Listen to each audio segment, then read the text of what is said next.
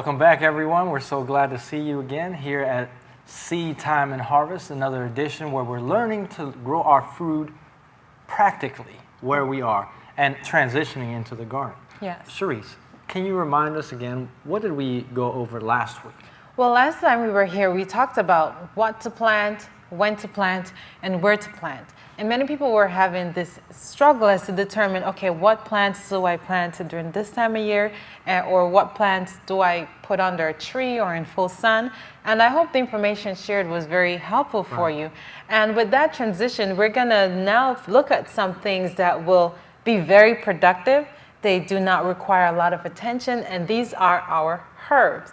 Now, in the Bible, what can we find about herbs? Well, in Genesis chapter 1, we see there in verse 29 on our slide, the Lord here tells us, and God is said, behold, I have given you every herb bearing seed which is upon the face of all the earth, and every tree in which is the fruit of a tree yielding seed. To you it shall be for meat. Here the Lord gives us our diet of fruits and vegetables. And then in chapter 3 and verse 18, he also tells us, thorns also and thistles shall it bring forth to thee, and thou shalt eat the herb of the field. So now here, after the fall, man is now seeing that something is coming up that wasn't there before. The thorns and the thistles. Here we see the noxious plants rising up. And so we must be aware of what we're seeing when we go out into the wild, what we bring into our garden, because we don't want to bring any noxious plant into our garden or into our table. That's right. That's right. And with herbs, we love growing herbs. Why? Because these are flavors at our fingertip. Of course, we know exactly what we're eating, what we're putting in our plate, and what we're serving to our children.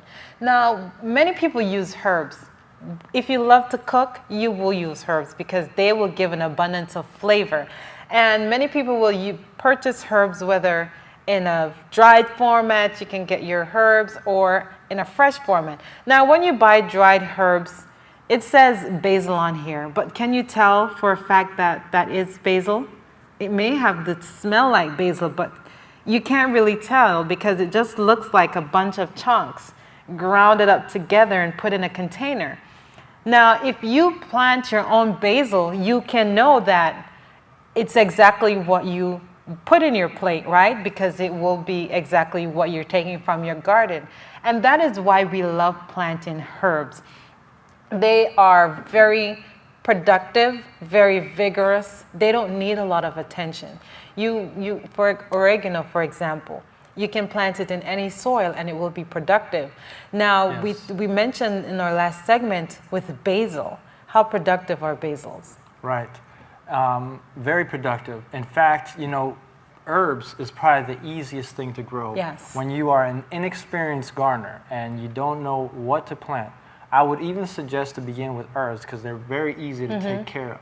The only thing that you would want to remember is that do not be deceived by what you see in the, maybe you have social media and you've seen some herbs being grown in these small containers and they're so big and lush and you're like, wow, how did they do that? Well, I believe that it's a little misleading. That is very misleading because planting herbs in a container, what they will do, they will dry out. And they will dry out and they will die. So your herbs need space. If anything, space and moisture for them to be productive. Clip in here and there, but they need space, right? And so how do we start our herbs? Well, herbs can be just like you start your vegetables by seeds. Although I would say it would take a little bit longer for you to have your herbs to flourish.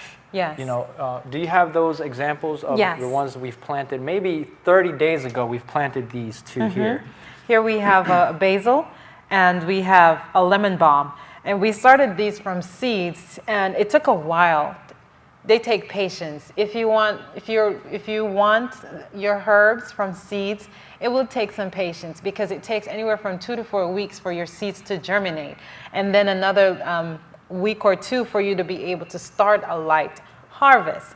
And you can see how they are growing or lemon balm does look like within another 3 or 4 inches you can start picking.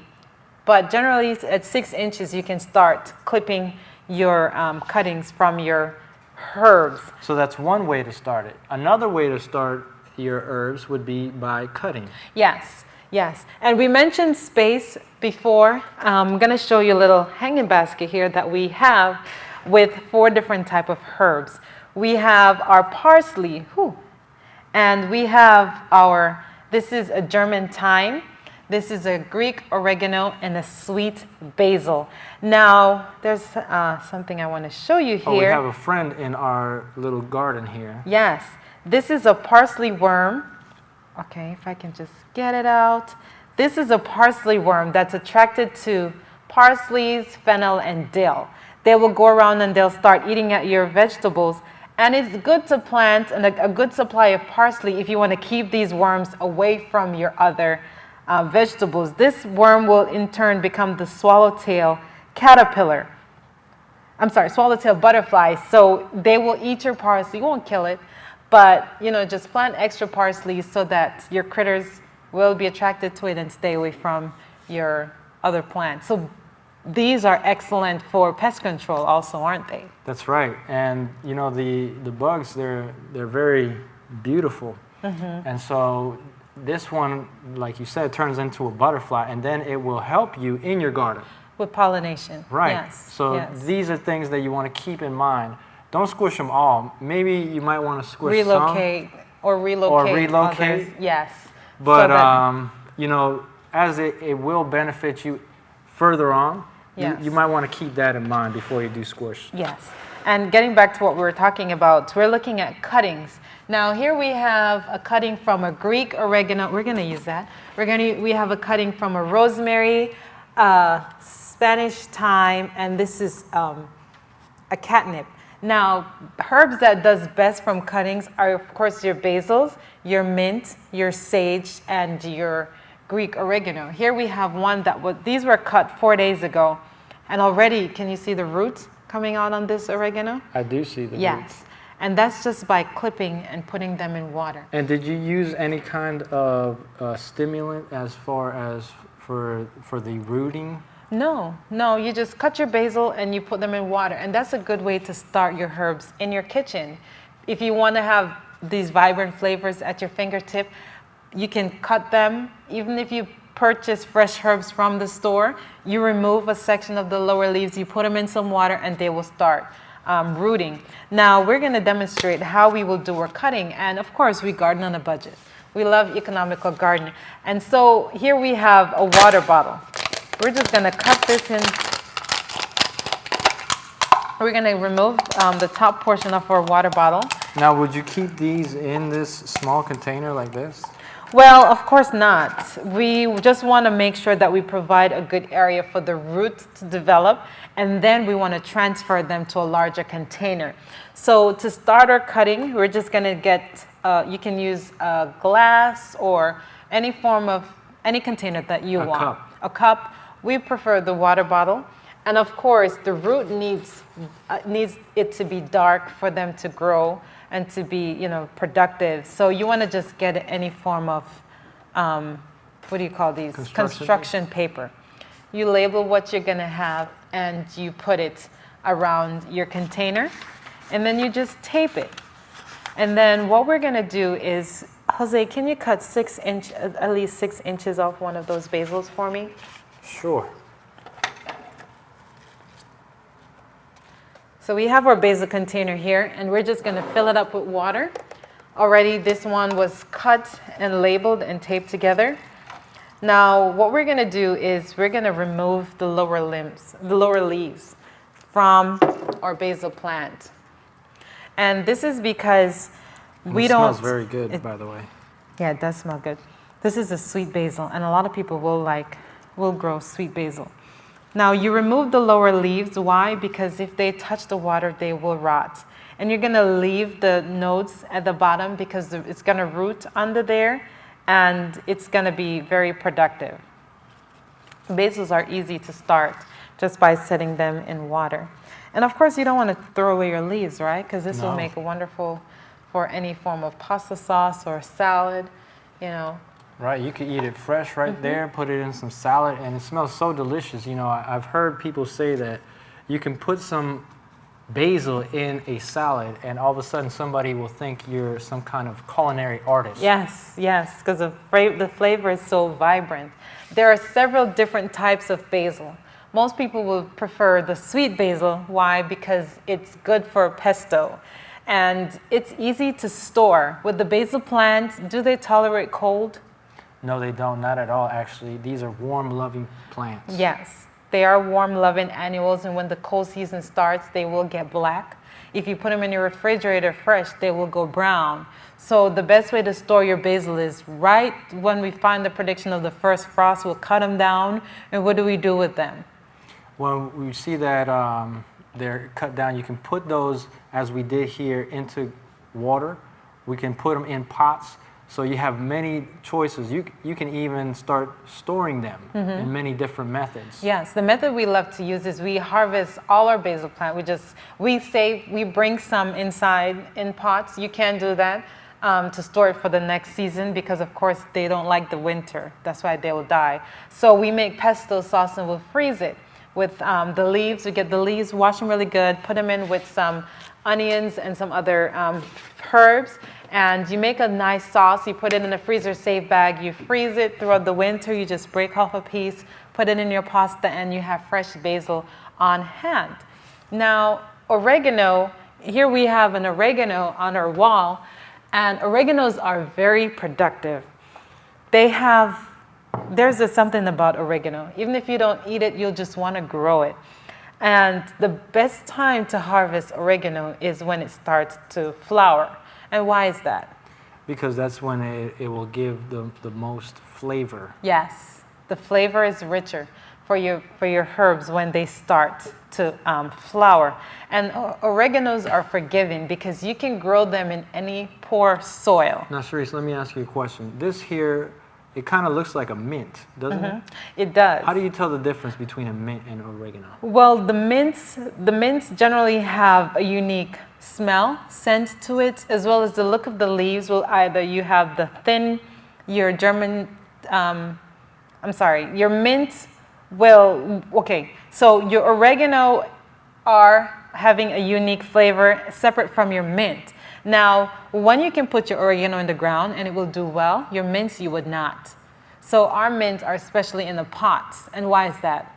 Well, and when it comes to planting mints, beware. Because the mints will take over wherever you put them. And we put some, I remember, inside this big pot where we had a ackee tree, and it took over the pot, and it started to actually take over and even choke the ackee tree. And so we had to pull it out, we had to go and see, and the roots were far deep into it, weren't they? Yes, they were very deep. So do not plant mint in the ground. Keep them in a pot because they will take over your garden and they'll take over your life. So that's one thing about mints. They're very productive. I believe we have, no, that's a lemon balm. We have several types of mints. You have your chocolate mints, you have your sweet mints, spearmint, and these are very productive. These also need moisture. So when you see those tiny little containers with plants growing in them on social media, no, that's not true. They need space, and the more space you give the mint, the more productive it will be. Now, one thing I want to mention, when you are doing a cutting, and when you're putting it in the ground, you can also use a hormone as a root starter. Yes. Also, you can use cinnamon, isn't that right? That's right. Many people may not be familiar with cinnamon as a rooting agent. We don't use cinnamon per se for cooking, but to start your root growth, you can use it. Cinnamon is a stimulant. And when you add cinnamon to to stems of plants, cuttings, it will stimulate the growth of new stem. And so here we have a cutting from our rosemary plant. And simply, we don't eat this, but if you have cinnamon at home, you can just put some on a paper towel and you just roll your roots in there, and then you just stick your cutting in the ground. Now you want to just go ahead and do that for me? What we're going to do is just remove some of the lower stem. the lower leaves of the rosemary. And we're just going to dip it in the cinnamon and stick it in this pot. Another beautiful thing about cinnamon is it controls mold. It controls damping off. So what damping off is, if you plant your seeds and you realize that, okay, your seeds they sprouted, but then all of a sudden they all got wiped out. That's damping off. So what you do is when you start your seed, if you sprinkle cinnamon around the seedlings, then it will prevent damping off. It will also prevent mold. It will prevent mildew, and it will control ants. So cinnamon is excellent for gardening. There's so much you can do with cinnamon. You can even make a solution with water and use that to spray plants that has mold on them, which is common also with the rosemary plant. Now, Jose, what are these white things on this plant? The white things on it is the mildew that you were saying. And so the way that we can combat that is by putting some cinnamon on it. Right. So why don't we do that? Yeah, you can just you can sprinkle the cinnamon on there, or you can make it with a water solution and you spray it, or you can remove each leaves because the powder and mildew will spread.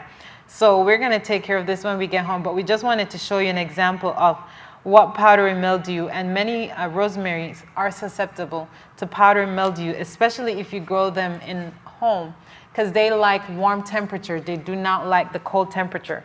So your rosemary will start getting that white look on them. Then you know, okay, I need to start doing something about this. All right. And for the next thing we want to talk about is, we'll just briefly talk about parsley. Here we have a beautiful parsley. You have two types of parsley. There is one in our basket here, and this is a flat-leafed parsley and a curly parsley. Now, most of our herbs, do they love full sun or they love shade? Most herbs are actually, you want them to have a shade cover. So that means that they do not enjoy too much sun. In fact, the ones that we just planted in our garden, you put a cloth over them. And why did you do that? Well, when they start out, if you're transplanting your herbs, they don't like, especially now it's really hot, they don't, wild basils, your rosemaries, your oreganos, these love full sun. Your parsleys don't, particular. They don't like full sun, they like partial shade. Your mints will prefer partial shade. Also, your thyme will prefer partial shade. So if you have a shaded area in your garden, these would be the best place to plant them. Or you can put a cover over them. They'll be more productive in that way. And as we mentioned before, Jose, if we don't use these herbs, we'll lose them, right? Right. So even if you're not eating them, clip them anyways. And so, well, let me show them what we would do, Cherise, for these basils. Okay. See, what you would do is you would get the 4 leaves, just like this, 1, 2, 3, 4, and that's where you would want to go ahead and clip. Now, you can use a scissor or you can just clip it with your hand, like that. And what would that do? Well, if you, under the leaves that you just cut, you're going to see 4 sets of leaves. And what's going to happen, okay, all the energy is going to go to this point and it's going to stop. And then the energy is going to push on the other plants to grow, on the other shoots to get bigger. And so then you'll have a fuller basil. You'll have a bigger basil. And that's the thing. The basils, any herbs, they love cutting. The parsleys also, they love to be cut, because the more you cut them, the more productive your herbs will be. And when you make your cuttings, you don't throw them away. Of course, you can use those in any dish that you're making. Now with the parsleys also, you want to go ahead and remove the old parts from them so that it will continue to grow.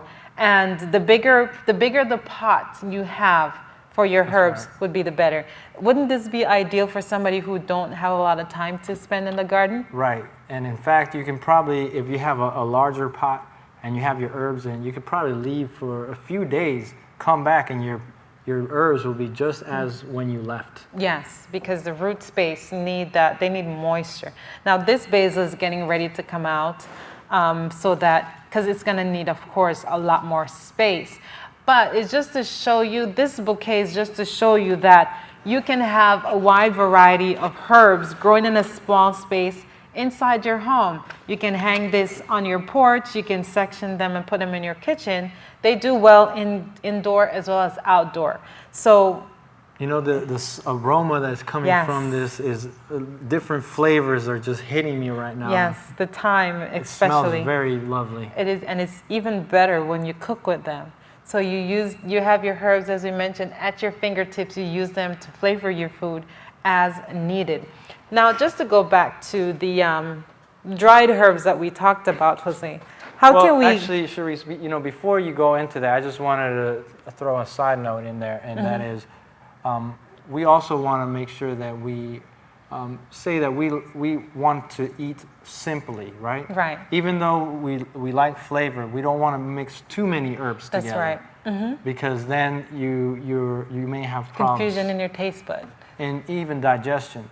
So you want to make sure that when you're using your herbs, try to not to use too many of different varieties. All things in moderation. That's right. But you clip. Even if you're not going to use them, you can just clip them.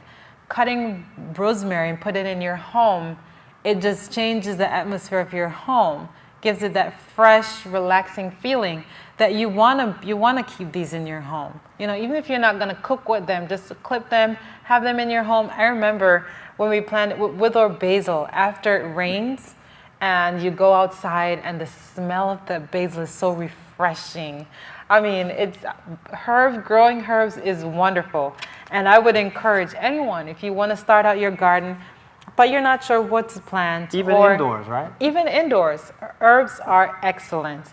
Yes. When your parsley starts to get old, when the summer progresses, they're going to start flowering. See, so when it starts flowering, as we mentioned with the oregano, that's the best time to harvest because the flavor is more abundant. Same thing with the thyme. Now, are all these perennials? Some are perennials, some are annuals, some are biennials. How do you know which one is which? Well, you would look at it in that as the plant grows, when the winter comes along, for example, your basils, they don't tolerate cold, so they're going to die. They're going to flower and they're going to die. The same thing with parsley. Parsleys are grown as annuals, but really you can break off that flowery stem because when the hard woody stem comes up, then the leaves will get bitter. But if you catch it right on time and you snip that off at the base, then the plant will be encouraged to push more. So your Spanish thyme, those are perennials. Your rosemary will become a big bush if you just give it sufficient space to grow. This is catnip. The catnip is also perennial, but it will die down during the cold season and then it will regrow. Okay. So that's how you know your perennial herbs. So let's talk about storing now. And I think you mentioned earlier about freezing. Yes. And so that's the way that you would store your basil. Can you tell me a little more about that again? Well, it wouldn't necessarily be only for basil, but for your soft-leaved herbs, your Spanish thyme, this is a bee balm. If you have pineapple sage, any form of sage varieties, you can make a paste out of them and you can freeze them. Also, another thing that we do is we use dried herbs, and what I've done in the past is if I say for instance, I don't want to use a fresh herb at the moment, what I do is I just harvest a bunch of rosemary. I spread them out. You wash them really good. We put them either on our dehydrator or we put them in the oven on the lowest setting. So let me say something there. So if you're not going to eat them right there fresh, you can always dehydrate them. Yes. And that's probably a great option because now you're going to be making your own seasoning. And earlier you mentioned that when you look at the basil that you buy in stores, you're believing that what they tell you is in there is what is in there. What it is. So you're having faith in the manufacturer of that product. Right. But when you are the manufacturer, when you're the one that's making that dehydrated herb and you're storing it in your mason jar, then you know, or even vacuum sealing it. Right. Then you know what is in there. Exactly what is in it. And that's the thing, because of course we cook so much and we have so much that it's hard to use all of it. But we still want to cut. Remember, pruning your herbs is the best thing for you. So even if you're not going to use it right away, we will cut it and we will dehydrate or we will blend them up and store them that way so that we will always have herb. And the best way to use food is when you know what's in it. When you know what's in it. So these basils, you can either put them in a salad or, as we mentioned, you can blend them up to make some pesto sauce. You can put them in a fruit salad. There's so many things that you can do with your herb. And of course, you have flavor at your fingertip. And so these are excellent addition to any garden, wherever you are. Isn't that right? That's right. And so there you have it, herbs. And you know, there's so many things with herbs that we can't talk about everything today. Right. So next time we meet, we're going to talk about the medicinal uses of herbs. Yes. And yes. so in the meantime, we want to encourage everybody else to get some herbs. If you're growing indoors, outdoors, wherever you are, grow some herbs. Yes. And happy planting, everyone.